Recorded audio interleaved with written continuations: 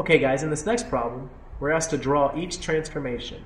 So let's draw a 180-degree rotation about the points shown. So here, this point is what we're going to rotate around, and we call this point our center of rotation, our core.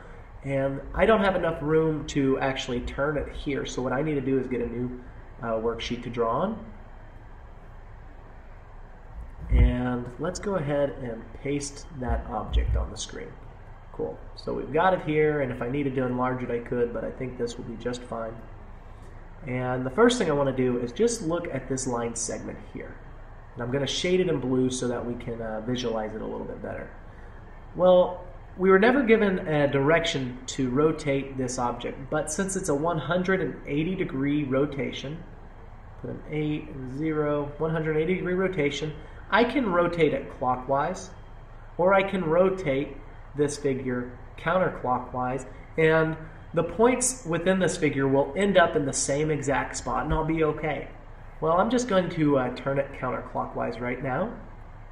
So if I were to choose any point within this line segment, let's say that I'm choosing this point here, I would have to use a protractor, lay it on this line, and line it up with our axis or our central point, and I would make an arc that creates a 180-degree arc here. So that's about 180 degrees, but one thing I want to be really careful, if I were to draw that point right here and compare it to the original point, I would want to make sure that the distance from this point and the distance of my new point is the same distance away from that axis or that center of rotation. So this is obviously way too far off of that central point. Let's go ahead and just erase this. I know that my new point should be along this this line here, or this 180-degree arc. So what I'm going to do is just try to move it in closer to the center of rotation so that it mimics the distance of the original location. Okay, so this point should actually be about here. That would be a 180-degree turn. So let's go ahead and erase that original arc, and let's go to a new point, this top point of the line segment, and now I'm going to try to make another 180-degree turn. I'm just eyeballing it, so I'm trying to make sure that the distance is roughly or about the same distance away from the center of rotation as the original point. So that should probably end up somewhere down around in this area still. So it's not perfect. If I had a ruler and help out or a protractor, it'd be better and more precise. But now the cool thing is I can connect these 2 points. So just draw a line straight through them, and I would actually stop right here for my segment. Okay, so that's our first segment. Now let's go ahead and take a look at another. I'm going to look at the base of this figure. I'm highlighting it in purple, and let's consider what a 180-degree turn would be along this segment. So let's go ahead and mark a point off at the end of this base, and now if I were to make a 180-degree turn counterclockwise, I would want it to be the same distance away from that center of rotation. So let's see how good we can do here.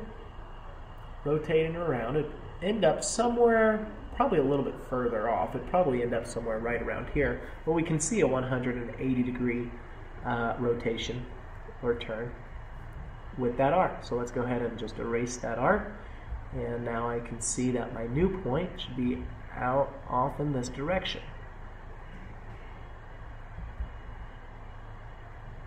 From here, let's move upward. We're going to highlight the top of this figure.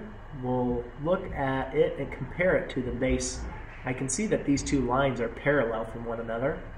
So let's go ahead and looking at this line, I know that if I were to rotate this 180 degrees, it would end up somewhere around here and connect with the original point was here, so it's going to connect with this point, and I'm just going to draw a line parallel with the one above.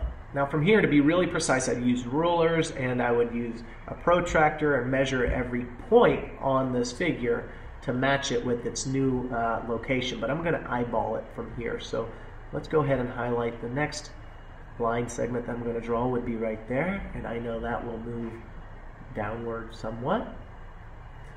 Again, my next line that I want to highlight will be right here.